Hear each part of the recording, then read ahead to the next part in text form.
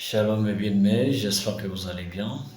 C'est votre frère le bien-aimé Nathan Molango, enseignant de la parole. Alors, c'est la toute première vidéo de notre thème l'usurpation de l'identité juive. Alors, il y a un peuple sur la terre qui se nomme juif, qui se proclame juif, en réalité qui ne l'est pas. Voilà pourquoi Elohim, par sa miséricorde ainsi que par son amour, sa grâce, a permis que nous puissions accéder à cette connaissance de la vérité. Le peuple juif, les descendants de Jacob, les Israélites, isolés, le peuple élu, est un peuple noir. Notre introduction, c'est Kemet. Kemet, c'est le nom de l'Égypte antique. L'Égypte antique a été, de son vrai nom, c'est Kemet. C'est comme ça qu'eux-mêmes, les Égyptiens, appelaient leur pays. Kemet veut dire la terre des Noirs. Kemet veut dire la terre des Noirs. Une grande civilisation que l'humanité n'ait jamais connue. Très avancée dans tous les domaines. Et notre vie moderne, la vie actuelle, nous la devons certainement des Égyptiens antiques, des Kémites ou des Kamites. Vous l'aurez compris, mes très chers bien-aimés, les habitants, ceux qui habitaient Kémet, on les appelait des Kémites ou les Kamites. Le terme Kamite ou Kémet ou Kémite a pour origine le patriarche Kam. Parmi les trois fils de Noé, nous avons Shem, Japhet ainsi que Kam. Donc Sem, Japhet et Kam. Kemet, Kémite, Kamite. Alors l'ancêtre de Kemet, c'était Kam. Kam, c'est celui qui a donné son nom à Kemet, Kémite ou Kamite. Et Kam veut dire chaud, bouillant, brûlé du soleil, noir.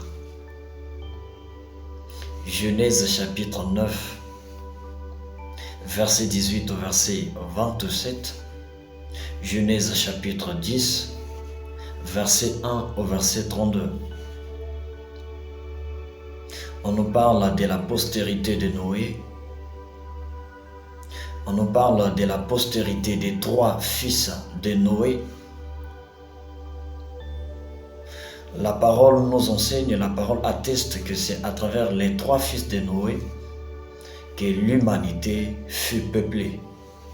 Après le déluge, je répète, c'est après le déluge.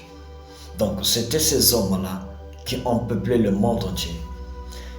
Shem, Japhet ainsi que Kam.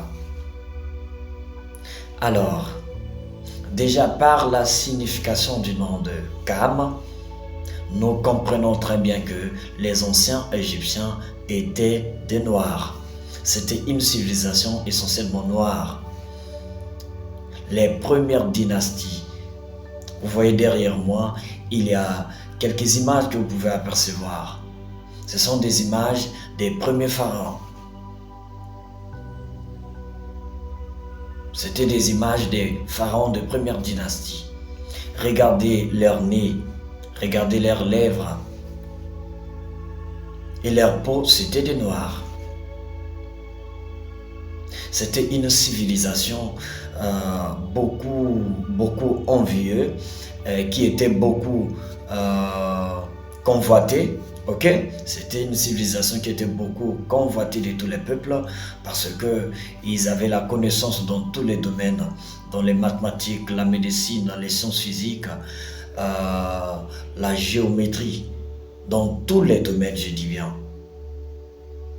Et le théorème que nous appelons communément le théorème de Pythagore n'a jamais été de Pythagore parce que ce théorème-là a été appliqué 1000 ans avant la naissance de Pythagore pour construire les pyramides de Kémet de l'Égypte. Alors, le terme Égypte, c'est le terme que les Grecs ont donné à ce territoire. Sinon, eux-mêmes, les habitants de ce territoire, ils appelaient leur terre Kémet. Kémet veut dire la terre des Noirs. La terre des Noirs. Voilà. En référence avec le patriarche Cam, donc le nom signifie chaud, bouillant, brûler du soleil, noir. Étant donné que les Kamites sont des Noirs, Moïse, quelle est la couleur dont nous allons l'attribuer? Moshe, né à Kémet. Exode chapitre 1, Exode chapitre 2, vous avez l'histoire. Donc Jacob avait effectué un déplacement pour Égypte, car Joseph était à cette époque-là gouverneur sur la terre de Kémet. Joseph lui-même, en commençant par lui, il était noir parce qu'il a gouverné sur l'Égypte sans compromis, sans être peut-être détecté que celui-là vient d'un peuple étranger. Je ne parle pas essentiellement du pharaon de son époque ainsi que des ministres de l'époque du pharaon là. Parce qu'on connaissait bien que, comment est-ce qu'on appelle, Joseph fut acheté. Mais croyez-vous que c'était tout le peuple qui connaissait cela? Je ne pense pas. Parce que même son nom a été changé. Tsafnat Pananéar. Donc un nom proprement égyptien. Un nom kamite. N'est-ce pas? C'était un nom kamite. Alors, prenons Moïse. Avec Moïse, dans Exode chapitre 2, verset 19, lorsqu'il s'est enfui à Madian, la terre des Madians, il avait sauvé les filles de Jéthro. Jéthro avait 7 filles. Jéthro, il était un prêtre des Madians. Alors, en sauvant les filles de Jéthro, ces filles-là ont dit, en tout cas, tu ne peux pas partir comme ça, allons chez nous. Ils l'ont emmené chez eux. Mettons leur père en constater que, Jéthro a constaté que ces filles sont revenues de la maison très tôt. Alors, il a posé la question, pourquoi êtes-vous revenus si tôt? Les filles ont répondu, un homme, un Égyptien nous a sauvés de la main des bergers. Exode chapitre 2, verset 19. Comment est-ce que Moïse, soi-disant blanc, peut être confondu d'un Égyptien? Avant d'y arriver, Moshe a grandi dans la cour du Pharaon, sans être détecté comme un étranger. Parce que c'est lui qui devait succéder, le Pharaon de l'époque. C'est lui qui devait succéder au Pharaon de son époque. À plus d'une trentaine d'années, il a vécu dans le palais royal sans être détecté. Croyez-vous que Moïse était blanc? Non, il était noir comme les Égyptiens, comme les Kamites.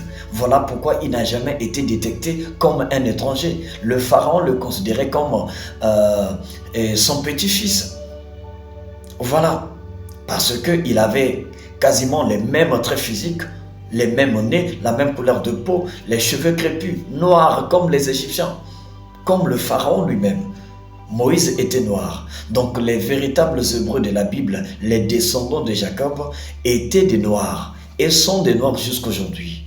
Nous allons révéler la vraie identité du peuple isolé et du peuple israélite. Les Hébreux de la Bible, descendants de Jacob, sont des Noirs. Ils n'ont jamais été blancs. On va vous prouver ça selon la Bible. Je vous remercie. On va poursuivre par la grâce d'Elohim cet enseignement. Shalom.